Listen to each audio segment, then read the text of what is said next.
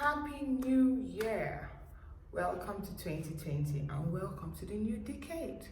I'm really excited for this year. I know you can feel the excitement in the air. I know you can feel the goodness of God already. We're in the year of you say it. You're in the year of you being responsible, you being your own prophet. It's a year of decree. It's a beautiful year. Now, it's also a year of ease. Yes, let me not forget that. It's also a year of ease. And it's a regular practice that every beginning of the year, most churches and all over the world, people start with fasting and prayers. And we go for 12 days fasting and prayers, 21 days fasting and prayers, whatever the case might be. So today, I want to talk to you about fasting and prayers so that your fasting and your prayers, you can get the most out of it.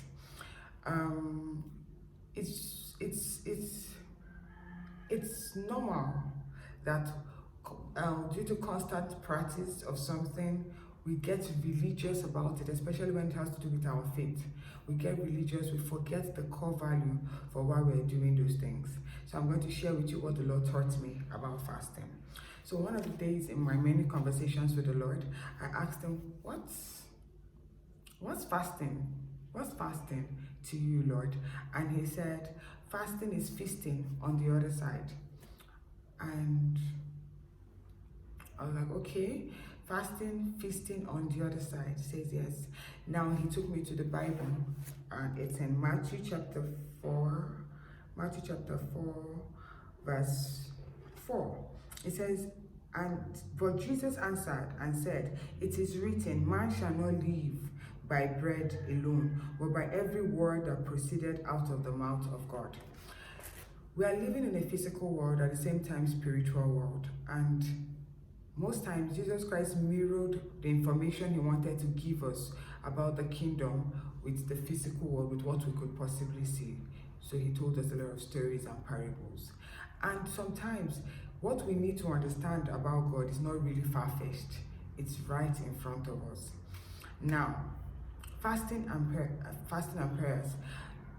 The Bible says, man shall not live by bread alone, but by the words that comes out from the mouth of God. So God was saying you're not meant to depend on physical foods alone, but you should also feed on the word of God. You should feed on whatever the Lord decrees. You meditate on it. So when we say feasting on the other side, what we mean is that you are engaging the word of God. Whatever you're fasting for, you are engaging the word of God. You are studying the word, you're meditating on the word, because you're feeding on the other end.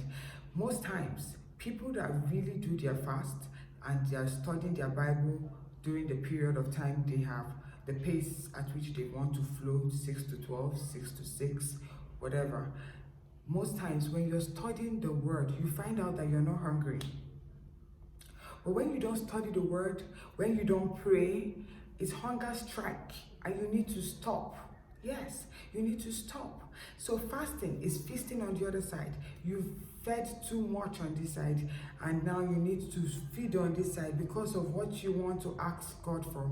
It's for eternal value. It's a beautiful thing. It's something you will give God praise for when you have it. So fast and pray. So it's like feasting and praying.